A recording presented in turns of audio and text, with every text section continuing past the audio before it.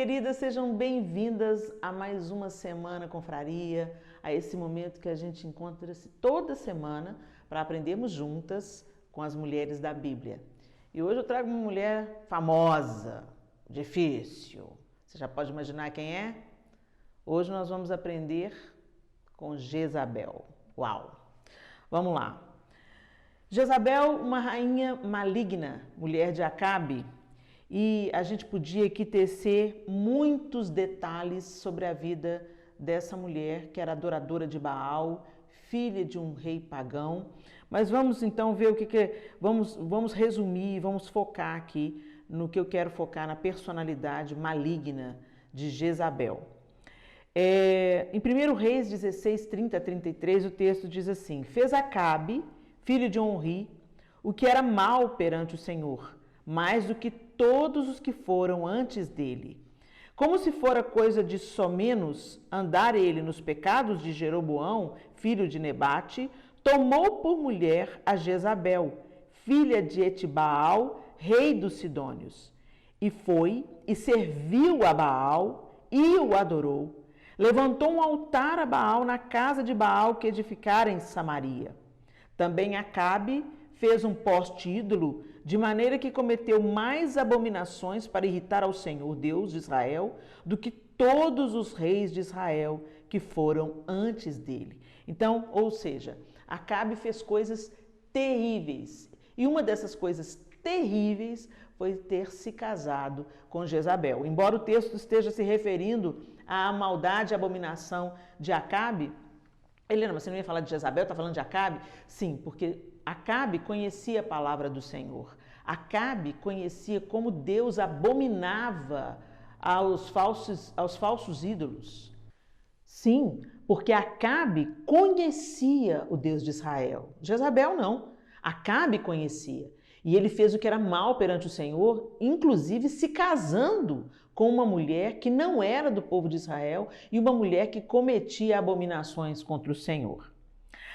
Aí, em 1 Reis 21, 25, o texto diz assim: ninguém houve, pois, como Acabe, que se vendeu para fazer o que era mal perante o Senhor, porque Jezabel, sua mulher, o instigava.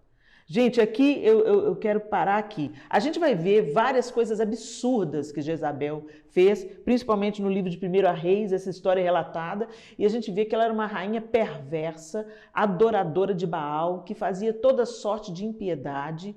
Ela mandava assassinar as pessoas a seu bel prazer. Ela queria excluir do povo, tirar do meio do povo de Israel a adoração ao Deus verdadeiro. Então você vai ver uma série de nuances terríveis dessa personalidade dessa mulher. Mas o que eu achei interessante e o que eu quero me deter aqui é que sua mulher o instigava. Ela influenciava Acabe. Ela era uma mulher tão forte, tão influenciadora e tão autoritária, né, que ela despersonificava Acabe. Ele já era ruim, mas quando ele casou com ela, ele ficou pior, né? Então, ele começou a cometer toda sorte de impiedades, instigado por sua mulher. Ele se tornou um adorador a Baal, quer dizer, ele deu as costas, literalmente, a tudo que ele conhecia sobre o Deus de Israel. Por quê? Porque Jezabel, sua mulher, o instigava. Gente, a mulher, ela tem um poder de influência muito grande. Onde você estiver, mulher, você tem o poder de mudar a atmosfera ao seu redor. Algumas mulheres vão mudar a atmosfera para o bem, vão fazer o que é bom, vão aconselhar, vão acolher, vão encorajar as pessoas, vão trazer solidariedade para o ambiente onde elas estão, vão trazer boa educação, elas vão perfumar o ambiente ao redor, elas vão apaziguar o ambiente ao redor. Ou então, o diabo, eu costumo dizer, o diabo não desperdiça mão de obra. Se uma mulher não estiver no firme propósito de ser uma influência positiva, ela não será neutra. Ela vai influenciar de outra forma, nem que seja pela omissão, muitas vezes nós influenciamos de forma negativa. Às vezes a gente pensa que, não vou falar nada, não vou fazer nada. Se estou vendo uma situação de injustiça, estou vendo uma situação de abuso, eu tenho o poder de mudar aquilo e eu não faço absolutamente nada. E eu penso que a minha omissão me livra? Não, a minha omissão não me livra. A minha omissão me torna participante da obra do diabo, muitas vezes, né? E aqui a gente vê essa mulher perversa, essa mulher terrível, essa mulher que mandava matar os profetas do Senhor, uma mulher que perseguia o povo de Deus, mas era uma mulher que tinha uma influência muito grande sobre o seu marido. Ele era totalmente fascinado. E tem um episódio que Acabe desejou adquirir uma propriedade e o proprietário não quis vender a propriedade porque era uma herança de família. E Acabe fica desolado por causa disso, ele fica muito triste, ele fica deprimido. E aí Jezabel se ocupa daquilo e ela fala, por que você está triste assim? E ele fala por que ele está triste. Ela fala, não se preocupe, você vai ter essa terra. E ela manda assassinar e executar o dono daquela propriedade para que seu marido se tornasse o dono daquela propriedade. Então, por aí você vai vendo o nível de perversão e de falta de temor dessa mulher, e ela passava por cima de todo mundo igual um rolo compressor. Autoritária. Ela tomava autoridade de rainha, mas ela abusava da sua autoridade. Qual que é a diferença, gente, entre autoridade e autoritarismo? É você estar numa posição de autoridade e você abusar da sua posição de autoridade para praticar o abuso, para praticar o mal, para praticar a perversão, para abusar das pessoas que estão sob a sua liderança.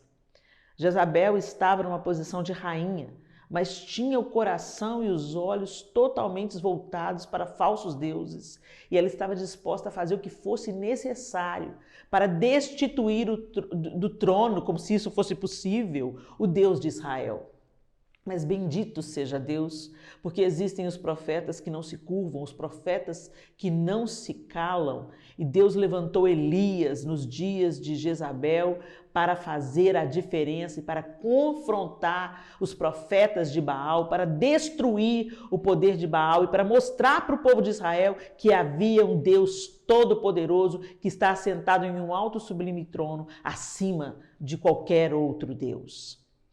Por que você está falando isso, Helena? Primeiro, porque eu quero te perguntar, mulher, que nível de autoridade você exerce na sua casa? Porque a mulher ela tem um nível de autoridade na própria casa, né? Ela também ela é a gestora do lar, ela que cuida da atmosfera da casa, ela é a guardiã do lar, da família, né? O homem está ali ao lado dela, liderando, sim, mas isso não significa que o homem exercendo liderança, que a mulher também não tenha um lugar de autoridade dentro do lar, ok? A gente vê isso claramente, a mulher também com o governo sobre algumas coisas dentro da própria família, e ela tem uma percepção, e Deus traz a mulher para ser auxiliadora do homem, para estar ali lado a lado com ele, ajudando na solução de problemas, não é isso? E a gente vê claramente a autoridade de Jezabel se sobrepondo à autoridade de Acabe. Ou seja, no final das contas, gente, Jezabel é que mandava fazer e acontecer. E Acabe, às vezes, nesse episódio que eu acabei de narrar aqui para você, fica claro, Acabe quer uma coisa, ele não consegue, aí ele fica de bico, fica tristinho, fica deprimido, porque eu queria tanto aquela terra. E ele fala, o que você está triste? Não fica triste, eu vou lá resolver e manda matar. Não parece que você não vê claramente os papéis invertidos? Normalmente é uma mulher que almeja alguma coisa e quando ela não consegue, ela fica frustrada e o homem vai lá e tenta fazer tudo para satisfazê-la. Não é assim? Não, meu bem, por que você está triste? Deixa eu ir lá cuidar disso. E aí a gente vê claramente aí o papel de Jezabel, que ela se sobrepunha à autoridade do marido e que ela passava por cima igual um rolo compressor e que ela abusava da autoridade que ela tinha de rainha, ela abusava dessa autoridade. Gente, muitas mulheres estão vivendo o caos nos seus casamentos porque têm se comportado como Jezabel. É uma influência tão maligna que Jezabel virou o sinônimo de um poder demoníaco que atua hoje nos nossos dias. O espírito de Jezabel é aquele que cala os profetas, é aquele que manipula pessoas a seu bel prazer. É o espírito que está sobre os líderes abusivos e autoritários. E esse mesmo espírito toma a vida doméstica e faz com que as mulheres desonrem seus maridos e coloquem o seu lugar de autoridade como lugar de autoritarismo. Elas tomam para si aquilo que é do marido resolver. E elas se tornam mulheres prepotentes, arrogantes, mandonas. E toda aquela liderança feminina que pode influenciar para o bem acaba personificando o próprio Satanás, né? Quantas mulheres trazem condenação para os seus lares? Gente, eu estava conversando com a Virgínia Pérez, né, que também dá consultoria aqui para a Confraria, numa live que a gente fez sobre casamento, sobre a sexualidade no casamento. E eu fiz uma pergunta para a Virgínia, né? Virgínia, algumas pessoas estavam perguntando na live porque os maridos não se interessavam mais, não procuravam a mulher sexualmente. E a Virgínia denunciou esse espírito dentro do casamento. Muitas mulheres se tornam desinteressantes aos olhos dos maridos porque elas passam uma imagem: eu não preciso de você para nada. Eu troco a lâmpada, eu troco o botijão de gás, eu pago as minhas contas, você é um estorvo aí, ó. Você está aí dentro de casa, você não serve para nada. Então os caras realmente falam assim: já que você não precisa de mim para nada, então você vira sozinha, né? E muitas mulheres nessa live, elas testemunharam que tinha tudo a ver, que elas tinham tomado um posicionamento autoritário dentro da casa delas. E isso acabou tirando o interesse de seus maridos, inclusive o interesse sexual, né? Então eu quero deixar aqui esse exemplo de uma mulher que foi perversa, que mandou matar a seu bel prazer, que sobrepujou a autoridade do seu marido, que usou da sua autoridade de rainha abusivamente, de forma autoritária, que era uma mulher idólatra, que era uma mulher que deu as costas aos ensinos do Senhor. E às vezes você pode estar pensando: não, Helena, mas eu não sou uma mulher idólatra. Será que não? Às vezes a gente pensa na idolatria, a gente enxerga a idolatria só sob um olhar, sob uma faceta, sob um prisma, né? Sob uma perspectiva. Mas a idolatria, ela está mais conectada à nossa vida do que a gente possa imaginar. Às vezes nós adoramos a nossa própria vontade, nós adoramos o nosso status, nós adoramos a nossa profissão, nós adoramos tantas outras coisas, né? E às vezes em nome de coisas frívolas, nós damos as costas para Deus. Porque amar a Deus, gente, não é ficar cantando música de adoração para Deus, dizer eu te adoro, Senhor. Amar a Deus é obedecer a sua palavra. É isso que é amar a Deus. E muitas vezes nós, como mulheres, damos as costas para Deus na nossa vida, na nossa decisão dentro de casa, na maneira como a gente se comporta como mãe, como mulher, como filha, como irmã, como membro de uma igreja, como membro de uma comunidade, como funcionárias numa empresa. Nós damos as costas para os preceitos de Deus, nós temos a camiseta de crentes, nós temos a carteirinha de crentes, nós frequentamos a igreja aos domingos, mas nós temos uma postura de Jezabel dentro da nossa casa, dentro do nosso trabalho, dentro dos nossos relacionamentos. E eu quero te encorajar, minha linda. Jezabel teve um fim terrível, como tem um fim terrível todos aqueles que fazem o que é abominável diante de Deus. Eu quero te encorajar.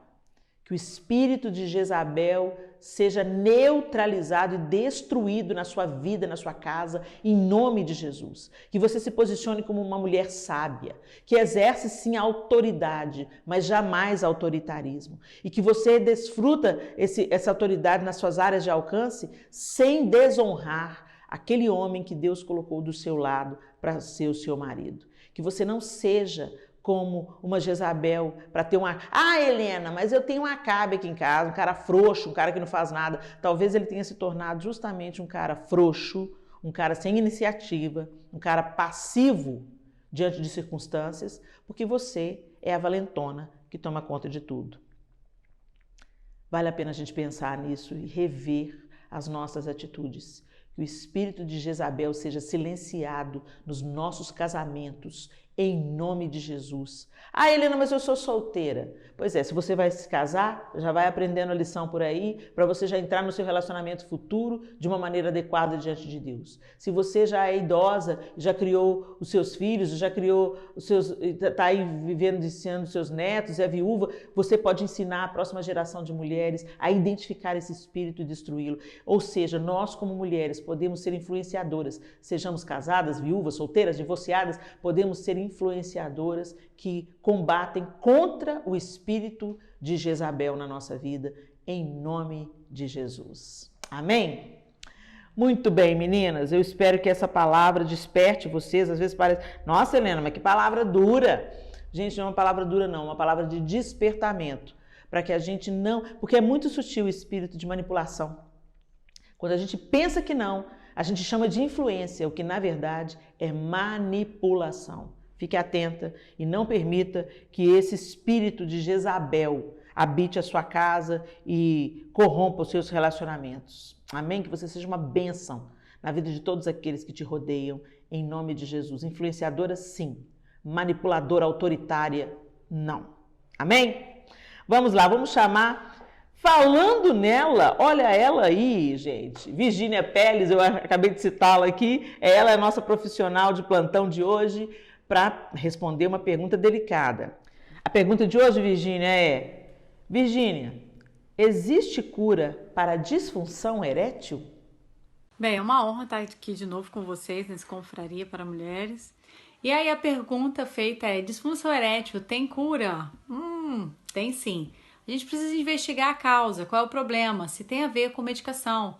Por exemplo, uma série de medicamentos como antidepressivo, medicamentos para tratar doenças comuns como hipertensão, diabetes, ansiolíticos, né? Eles podem gerar, remédio até para ansiedade pode gerar essa disfunção erétil. E aí a gente acha assim, nossa, o bicho morreu, o gigante tá caído, adormecido e nem vai se erguer mais. E não é bem assim. Isso pode sim mudar, isso pode se reverter. Lógico que essa medicação tem que ser avaliada, que pode ter uma vida útil dentro do organismo. Mas não é só esse o fator que causa a disfunção erétil. A gente tem doenças que acometem o organismo masculino que geram essa disfunção erétil no homem. E aí isso a gente tem que investigar. Por exemplo, doenças na próstata. Será que ele está fazendo exame? Como é que está a saúde dele? Lógico que tem coisas a mais também que podem afetar a disfunção erétil. Uma coisa que é muito comum é a fraqueza da musculatura. A musculatura está flácida, está ansioso, está preocupado, a cabeça não está funcionando legal, está passando por uma situação de desemprego, está passando por uma situação de estresse da família que ele veio. Isso tudo pode gerar disfunção erétil. O ideal é que a gente avalie, sente, converse. Gente, eu tô em casa, 4 filhos, então assim, vocês imaginam, e um cachorro, imagina a confusão que não tá. Então assim, o barulho é normal. A gente precisa de avaliar o que tá acontecendo. E uma outra coisa que é legal a gente entender é que tem tratamento, tem cura, o procedimento não precisa de ser invasivo, não precisa de utilizar a medicação e a gente só precisa de reabilitar a musculatura do assoalho pélvico na grande maioria dos casos. Lógico, tem casos e casos. Tem casos que a gente não consegue só com a reabilitação voltar a ter ereção. Como um caso de uma lesão feito por um procedimento cirúrgico, uma lesão após, uma prostectomia, que por causa do câncer, e aí a gente tem uma lesão de terminação nervosa, e aí é um pouco mais difícil da gente conseguir ter uma reabilitação total, e tem outros recursos, como por exemplo a prótese, umas outras coisas que a gente pode utilizar. E aí o que a gente precisa de entender? Para isso a gente só precisa de procurar a orientação e o profissional adequado para que a gente tenha esse resultado. Uma coisa que eu quero deixar de observação para vocês, meninas. O que acontece? Quando você vai levar ou indicar o seu marido a um profissional, indique ir a um profissional, de preferência, principalmente para tratar essa área, que seja do mesmo sexo. E outra coisa que é interessante e importante a gente estar fazendo, principalmente se vai tocar nessa região, é legal que seja do mesmo sexo. Porque às vezes a gente acontece a transferência dentro do consultório, sabe? Uma paixão ali de profissional para paciente. Então, fica de alerta, né? A maioria dos pacientes que eu atendo do sexo masculino, eu atendo a mulher e o homem. Geralmente, quando ele vem para uma disfunção erétil, uma ejaculação precoce, eu trago a esposa junto. Eu me sinto mais confortável com esse ambiente. Mesmo que eu consulte um e consulte outro, fica melhor. E os atendimentos são online, então a gente não tem contato físico. E isso é importante a gente observar isso. E outra coisa é um profissional que tenha vida e valores. Que tenha currículo, né? Ele tem que ser um profissional habilitado, porque hoje nós temos vários profissionais sem habilitação nenhuma. Tenha vida e valores. Esses dias eu vi um curso online de uma pessoa que não tem graduação, não tem nível superior em nada, e ela tá falando de disfunção erétil e de ejaculação precoce e pessoas comprando o curso online. E não tem. Então a gente tem que ficar ligado nesse tipo de coisa. Qual é a base científica que essa pessoa está tendo, se ela tem currículo e se ela tem know-how. Quantos pacientes ela atendeu e que de fato reverteu esse quadro. Entendeu? Porque a gente está vivendo uma época de muito charlatanismo. Então se liga. E se tem princípios e propósitos semelhantes ao seu. Porque não adianta nada a pessoa não ter princípio, propósito, e o profissional às vezes fala assim, você já parou para pensar que às vezes a disfunção erétil está acontecendo com a sua esposa, o problema não é com você, é com a sua esposa? Você já tentou ter relação sexual fora do casamento? Isso acontece, tá? Parece que não, mas acontece. Então fiquem ligados nisso aí, orem antes. O segredo de tudo é o diálogo, e o diálogo franco e aberto com Deus. Ora, peça a Deus para te mostrar, para colocar sem mistério na tua frente um profissional adequado. Não recebeis porque não sabeis pedir. Então vamos aprender, meninas, vamos a pedir com sabedoria, tá? Beijo e até o nosso próximo encontro.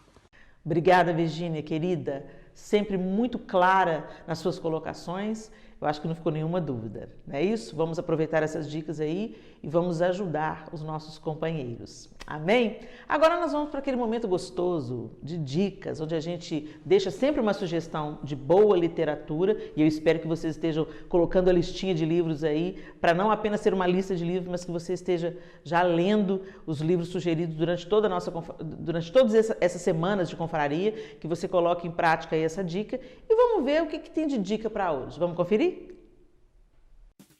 Olá, meninas queridas, muito bom ter vocês aqui para mais uma troca de dicas. A gente começa esse momento sempre com o quê? Com uma boa dica de livro. E hoje eu vou surpreender vocês, gente. Calma, muita calma nessa hora, ok? Mas eu estou indicando porque realmente é literatura de boa qualidade, ok? O Evangelho Revelado nas Estrelas. Uau, que curioso isso, né? O Evangelho Revelado nas Estrelas é do pastor André Coelho. Eu já indiquei aqui para vocês o Redescobrindo Sua Bíblia. O pastor André Coelho é um estudioso das Escrituras e ele escreveu esse livro que a princípio nos parece bem polêmico, o Evangelho Revelado nas Estrelas. Aí está escrito assim, a astronomia e a Bíblia, a verdadeira origem, propósito e significado das constelações do zodíaco. Olha que interessante! Aí você pode estar com, misericórdia, Helena, isso é sobre horóscopo? Não, gente, não é sobre, é astronomia, não é astrologia, ok? E a astronomia é uma ciência e eu quero ler, sem mais demoras, a contracapa para vocês. Vale lembrar, gente, que quem prefaciou esse livro também foi o Dr. Russell Shedd, extremamente respeitado, e também o pastor Neif de Almeida, que é pastor aqui em Belo Horizonte da comunidade Zona Sul, também um pastor muito respeitado. Então vamos lá. Há 88 constelações reconhecidas pela União Astronômica Internacional. UAI, chama UAI, gente. Desde 1922. Destas 40 são recentes. Criadas no século 17 e 18. As demais 48 constelações são muito antigas e dentre elas destacam-se 12, que são conhecidas como os signos do zodíaco. Apesar da astronomia sempre ter sido associada a estes símbolos nos céus, os cientistas nunca chegaram a um consenso sobre sua origem e significado. Este livro mostra que essas 48 constelações ancestrais revelam os vestígios de um evangelho primitivo que Deus desenhou nas estrelas. Gente, o livro é fascinante. Essa mensagem dos astros foi necessária para os nossos antepassados, quando as escrituras do Antigo Testamento ainda não tinham sido redigidas. Porém, com a chegada da palavra de Deus na forma escrita, esse registro no firmamento não foi mais tão necessário e caiu em esquecimento. Porém, com a passagem do tempo, o sentido original desse antigo testemunho celeste foi pervertido e os homens começaram a associar as constelações a mitologias pagãs e, finalmente, a astrologia. Aí tem os endossos do Russell Shedd e do Pastor Neif, que eu quero ler para vocês também.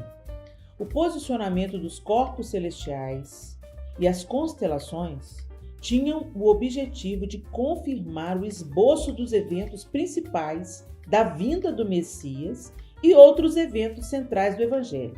Lembrem-se que foi uma estrela que guiou os magos até, os reis do Oriente até o Messias. Deus planejou distribuir as estrelas de tal maneira que as figuras do zodíaco seriam identificáveis nas constelações. E o que é muito mais maravilhoso ainda é que elas poderiam ser associadas com alguns dos eventos mais importantes da história. Claramente, há algo fora da possibilidade humana de antecipar quando se trata de tudo que se encontra neste livro. Acredito que todos serão levados a refletir e certamente estarão mais receptivos diante da evidência antes rejeitada como mera especulação astrológica. Recomendo a leitura deste livro, Dr. Russell Shedd. E, enfim, tá aqui o livro O Evangelho Revelado nas Estrelas, ok? Do pastor André Coelho, que você pode adquirir através do site do pastor André Coelho, www.pastorandrecoelho.com.br. O pastor não é PR, tá, gente? É pastor mesmo escrito, não é abreviatura. É pastorandrecoelho.com.br. Vale a leitura, você vai ser impactado, desafiado e impactado. Vamos lá. Na última semana, aqui no Confraria, eu compartilhei com vocês as diferenças entre cachecol, echarpe, lenço, pashmina.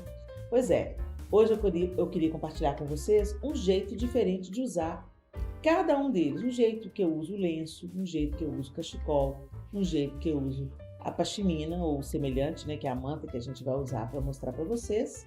E o lenço também, o jeito também de usar uma echarpe de um jeito charmoso. Vamos conferir como é que essa peça tão pequena e tão simples pode dar uma revolucionada no nosso visual? Vamos lá. Então vamos lá, lindeza. Vou compartilhar com vocês uma maneira que eu uso o lenço, a echarpe, o cachecol. E eu tenho uma manta, que eu não tenho uma pashmina, mas a gente vai fazer com a manta, que a gente também pode fazer com a pashmina, tá bom? Então vamos lá. Começamos com o lenço, ok? Esse lenço é um lenço que não é muito grande, mas você pode fazer com ele maior também, tá vendo? Você pode fazer com ele quando ele for maior também, que vocês vão ver a diferença que vai dar. Só vai ficar um lacinho maior. Você dobra ele de maneira retangular, mais ou menos na largura do pescoço, tá vendo? Assim, cobre o pescoço, traz o lenço para frente, dá um laço. Aí você pega uma das partes, essa aqui, coloca por dentro, passa por dentro, puxa. Aí tá vendo aqui, ó? Por isso que é interessante você fazer com um barrado colorido, um lenço que tem um barrado colorido, que ele vai dar esse efeito aqui. E aí você faz o lacinho. Você pode deixar aqui no meio, você pode colocar de lado. Muito simples, né? Vamos pro próximo. O próximo é o cachecol, que já está dobrado aqui também, da mesma maneira que a gente dobrou o lenço, mais ou menos da mesma largura do pescoço, né? Ou um pouquinho mais, se você desejar. Passa, deixa as pontas na mesma altura, puxa aqui um pouco. Ok? Puxa. torce. E aí, de baixo para cima, de cima para baixo, ok? Aí fica parecendo assim uma trama, né? Parecendo que algo foi uma trança, algo foi tecido, ok? É isso aí, ó. Isso dá um acabamento legal na roupa, né, meninas? Porque aí você põe com um casaco por cima, o seu pescoço tá protegido, quentinho, mas com um estilo aqui é bom a gente abusar das cores aí do cachecol para levantar um pouco o visual de inverno, que normalmente são as cores mais escuras. Agora vamos para o próximo, que é a echarpe. A próxima é a echarpe, né? A echarpe, como a gente aprendeu, é o tecido tipo cachecol, só com tecido mais leve, mais fino. E essa aqui é bem grandona, tá, gente? Eu peguei uma bem grandona. Aí, ó, eu ponho uma ponta maior que a outra, ok? Dou uma volta ao redor do pescoço, mas essa aqui ainda continua um pouco maior, um pouquinho só, tá? Ó, beleza? Agora vou me aproximar para vocês verem. Eu passo a maior por cima da menor, ok? Viro aqui? Beleza. Agora eu enfio a minha mão aqui e puxo a parte maior e faço um fofo, assim, tipo um meio laço fofo. Olha que legal, fica legal? Dá uma levantada na roupa, é ou não é? Ainda mais esse lenço aqui que é bem colorido, ok? Deu para pegar? Vou repetir, ó. Porque eu custei a aprender esse, sabe, gente? Por isso que eu quero repetir para vocês não terem dúvida. Uma ponta maior, menor, passei em volta do pescoço, uma ponta fica levemente maior. Aí eu cruzo a maior por cima da menor, passo por dentro, não aqui, aqui, ó. Pego essa ponta, puxo até o fim e dou uma abertura, assim, como se fosse um meio laço. E fica aí, ó. Estilosão! Vamos pro próximo. E o último é o que vocês já devem ter visto por aí muito nas semanas de moda e nas dicas que rolam por aí, mas que é o coringa, gente. Eu não tenho uma pashmina, né, feita de cachemira e tal, mas eu tenho uma manta que é quentinha mesmo. E aí ela é mais ou menos da mesma largura da pashmina, ok? Então eu vou usar essa manta que você pode fazer. Se você tem uma manta, se você tem uma pashmina, você pode fazer a mesma coisa. Você vai passar isso pelo seu pescoço, né? Como se fosse um chale, tá, gente? Ó, como se fosse um chale, ok? Aí você ajusta as pontas, tá? Ajusta as pontas. Usa um cinto. Por quê? Gente, por que isso é legal? Porque às vezes você vai para uma viagem e você não quer levar aquela quantidade de roupa, de casaco, tudo. Às vezes é uma meia estação, é um lugar que esfria um pouquinho só à noite e você não quer ocupar sua mala com casaco. Então tá aqui uma boa opção, uma boa sugestão. Usa o cinto, põe o cinto para dar uma cinturada assim, né? Eu gosto de fazer esse nozinho aqui só para dar uma bossa assim, que é um pouco diferente. E aí você desce aqui a parte de trás, ó, ok?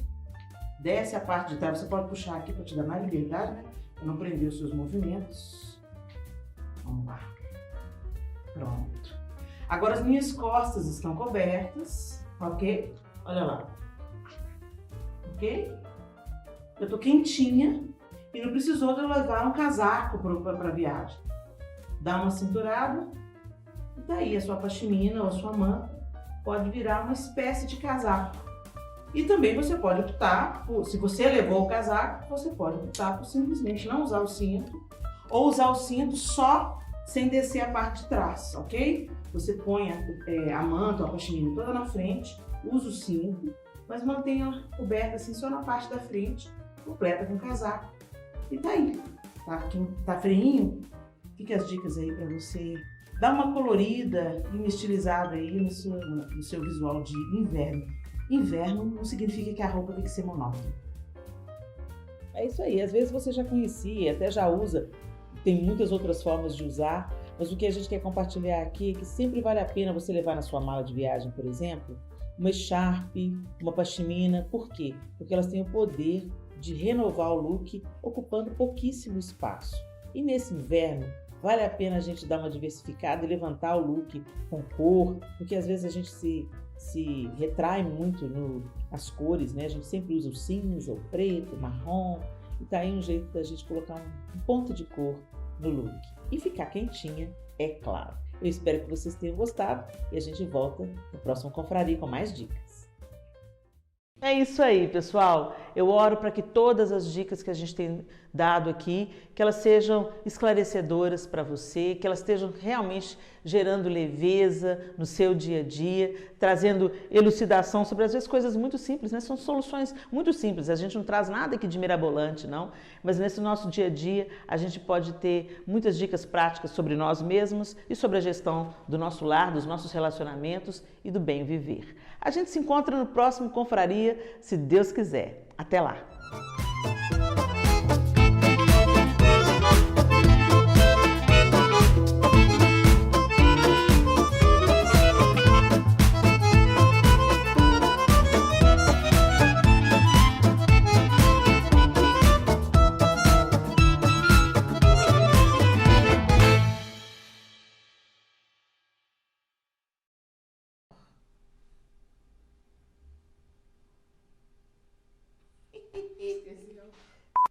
Desço a parte de trás dessa manta. Deu errado.